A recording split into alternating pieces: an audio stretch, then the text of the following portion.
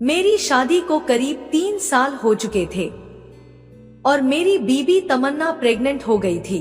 इसी बात को लेकर मेरे ससुराल से मेरी सास जी का फोन आया कि आप हमारी बेटी को कुछ दिनों के लिए हमारे घर छोड़ दीजिए, जिससे वह आराम कर लेगी और डिलीवरी भी यहाँ करवा लेंगे। मैं और मेरी बीबी लखनऊ में शहर में अकेले रहते थे, क्योंकि हम दोनों ने सोचा यह भी ठीक है। मैंने अपने घर पर बात की तो मेरे घर वालों ने भी मंजूरी दे दी। मेरी मम्मी ने भी कह दिया हाँ यह सही रहेगा, मेरी बहू की देखभाल भी हो जाएगी और तू भी अपना काम कर सकेगा। वो सर्दियों का समय था। मैं अपनी कार से मेरी वाइड को उसके घर छोड़ने गया। शाम को घर पहुंच गए। वहां जाते ही सब लोग बड़े खुश हुए और घर में खुशियों का माहौल बन गया। थोड़ी ही देर बाद मेरी साली विनीता की आवाज मेरे कानों में पड़ी। वो बोली, जीजा जी जल्दी से मुंह हाथ धो लो, खाना लग गया है। मेरी साली का नाम विनीता है। उसका रंग एकदम गोरा है। मेरे मन में अब तक मेरी साली विनीता को लेकर कोई बुरा विचार नहीं आया था। हम सबने खाना खाया और मैं आराम करने अपने रूम में चला गया। वहां मेरी साली विनीता मेरे लिए चाय ले आई। फिर थोड़ी देर हमने बातें की और फिर मैं सो गया। सुबह उठकर मैं अपने घर वापस आने की तैयारी करने लगा तो मेरी सासू माँ ने मुझे कहा, बेटा जी अगर आप बुरा ना मानो तो एक बात कहे। मैंने कहा, जी कहिए। वो बोली, आप अपने साथ विनीता को भी ले जाइए और वही किसी अच्छे स्कूल में इसका दाखिला करा दीजिए। वैसे भी अब हमारे गांव में स्कूल है नहीं, तो आपके पास रहकर यह स्कूल की पढ़ाई कर लेगी। जब तक हमारी बड़ी बेटी यहाँ रहेगी वहाँ आपको खाने पीने की तकलीफ भी नहीं होगी। मैंने भी हाँ बोल दिया। विनीता मेरे साथ जाने के लिए अपने सामान को पैक करने लगी। फिर हम वहाँ से अपने शहर के लिए रवाना हुए। कुछ घंटों बाद हम घर पहुँच गए। विनीता बोली, आप कमरे में जाकर आराम करिए, मैं आपके लिए कॉफी बनाकर लाती हूँ। थोड़ी देर बाद विनीता चाय बनाकर ले आई। वहाँ बैठकर हम दोनों ने साथ में कॉफी पी। मैंने अपने ससुराल में कॉल करके बता दिया कि हम लोग घर पहुँच गए हैं। सफर से थके हुए हम दोनों यह सोच रहे थे कि खाना क्या बनाना है। तभी मेरी साली विनीता बोली, जीजा जी आज हम दोनों कहीं बाहर चले। वैसे भी वहाँ गांव में कहाँ कुछ घूमने को मिलता है। उसकी बात सुनकर मैं खुश हो गया और बोला, हाँ ठीक है, तैयार हो जाओ, आज हम बाहर चलेंगे। वो भी खुशी खुशी तैयार होने लगी। मैं भी तैयार हुआ और मैं अपनी साली विनीता के साथ अपनी कार से बाजार चला गया। वहां जाकर हमने बहुत सी चीजें खाई। वो बोली, जीजा जी बस करो, अब ज्यादा नहीं खा पाऊंगी। फिर हम दोनों कार से घर की ओर निकल आए। मेरी साली विनीता बहुत ही थक गई थी तो वह मेरी पीठ पर सर रखकर सोने लगी। मुझे थोड़ा अच्छा लग रहा था। मैं कार को धीरे चलाते हुए घर तक आ गया। घर के पास आकर मैंने उसे उठाया तो वह गहरी नींद में सो गई थी। फिर मैं जैसे तैसे करके उसे घर में ले गया। फिर रूम में जाकर मैंने उसे अपने बेड पर सुला दिया। उस दिन मैं हॉल में सोफे पर सो गया। सुबह जब उठा तो देखा मेरी बीबी तमन्ना मेरी साली विनीता से वीडियो कॉल पर बात कर रही थी कि कल क्या किया। जैसे ही उसने मुझे हॉल में सोते देखा तो बोली, अरे रूम में सो जाते ना आप भी, ऐसे कुछ कर रहे हो जैसे मैं कोई नई मेहमान हूँ। मैं तो आपकी साली ही तो हूँ, आप आज से बेड पर ही सोना। और विनीता तू भी कुछ नहीं बोली। विनीता बोली, अरे तमन्ना दीदी कल मैं बहुत थक गई थी, मुझे पता ही नहीं चला कि कब नींद लग गई। आज से सब सेट कर लूंगी। ओके अब रखती हूँ। इतना बोलकर विनीता ने बात खत्म की और मैं ऑफिस जाने के लिए तैयार होने लगा। विनीता ने मेरा टिफिन पैक कर दिया और मैं ऑफिस चला गया। शाम को जब मैं घर आया तो प्रिया अपने घर पर वीडियो कॉल पर बात कर रही थी। मैं वॉशरूम में चला गया।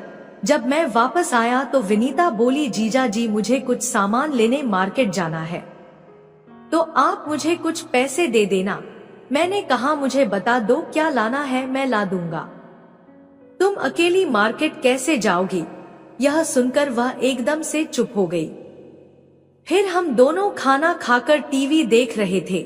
उसी बीच टीवी पर न्यूज आई कि आज रात 7 बजे से पूरे देश में लॉकडाउन लग जाएगा। यह सुनकर हम दोनों एक दूसरे को देखने लगे। मैंने अपने ऑफिस कॉल करके सर को बताया तो वह बोले, हाँ कल से लॉकडाउन की वजह से सब बंद रहेगा। मैंने मन में सोचा चलो आज दिन की छुट्टी मिली। फिर विनीता को देखकर याद आया कि इसे कुछ लेना है। मैंने उसे कहा, यार विनीता तुम्हें क्या लेना था? चलो अभी चलते हैं, वरना 10 दिन तक कुछ भी नहीं मिलेगा। वह थोड़ा शर्माते हुए बोली, रहने दो जीजा जी, काम हो जाएगा। मैंने जोर देकर पूछा तो वह बोली, जीजा जी मैं अपने गारमेंट्स वाले कपड़े लाना भूल गई हूँ, वही लेने जाना था, पर अब बाद में ले लूंगी। यह सुनकर मैंने उसे कहा, चलो अभी ले लो। नहीं तो आज के दिन मैनेज कैसे करोगी? और इसमें इतना डरने वाली कौन सी बात है? चलो बाजार। विनीता बोली, जीजा जी मुझे शर्म आती है, आपके सामने में कैसे वो सब कैसे खरीदूंगी। मैंने कहा, अरे उसमें शर्माने वाली कौन सी बात है, कपड़े ही तो है। विनीता बोली, जीजा जी मुझे शर्म आती है, रहने दो। वह मना कर रही थी पर मेरे बार बार कहने पर मान गई और हम दोनों बाजार चले गए। उसने मुझे बाहर रहने को बोला और वह दुकान के अंदर गई। वहां से विनीता ने कुछ कपड़े खरीदे और फिर हम घर आ गए। रात को हमने साथ में खाना खाया। फिर मैंने सोचा आज के दिन क्या करूंगा। मैं तुरंत बाजार जाकर कुछ मैंगो जूस की बोतल लेकर आ गया। फिर विनीता ने बिस्तर सही कर दिया। वो मुझसे बोली, सो जाओ जीजा जी। विनीता भी मेरे रूम में दूसरी तरफ सो गई थी। दूसरे दिन मैं तैयार होने के बाद विनीता से बोला, विनीता नाश्ता ले आओ, साथ में कर लेते हैं। विनीता बोली, जीजा जी मैं ले आती हूँ। फिर हम दोनों ने साथ में नाश्ता किया। फिर मैं उठा और अपने रूम में जाकर टीवी देखने लगा। लगभग 2 घंटे बाद विनीता रूम में आई और बोली, जीजा जी खाने में क्या बनाऊं? मैंने कहा, जो तुम्हें पसंद हो। वो रसोई में चली गई और खाना बनाने लगी। कुछ देर बाद उसकी आवाज आई, जीजा जी खाना खा लो। मैं बोला, आता हूँ। मैं उठकर थोड़ा जूस लिया और टेबल पर बैठ गया तो वह बोली, जीजा जी गिलास में क्या है? मैंने कहा, जूस है, तुम भी पियोगी? वह बोली, नहीं मैंने कभी नहीं पिया। मैंने कहा, आज पीकर देख लो। वह बोली, अगर मैं बहक गई तो क्या होगा? मैंने कहा, कुछ नहीं होगा। यहाँ कौन आ रहा है? अगर ज्यादा चढ़ जाए तो चुपचाप सो जाना। बस और क्या। इस बात पर हम दोनों हंसे और विनीता ने कहा, अच्छा एक गिलास बना ही दो जीजा जी। मैंने विनीता को एक गिलास में जूस निकाल के दे दिया। वो उसे पीने के बाद हल्का सा नशे में आ गई। मैंने उसे पूछा, सब ठीक तो लग रहा है ना? तो वह बोली, हाँ जीजा जी बहुत अच्छा लग रहा है। मैंने कहा, तो फिर ठीक है। हम दोनों देर रात तक बात करते रहे। फिर मैंने कहा, चलो विनीता अब रात बहुत हो गई है, अब सो जाते हैं।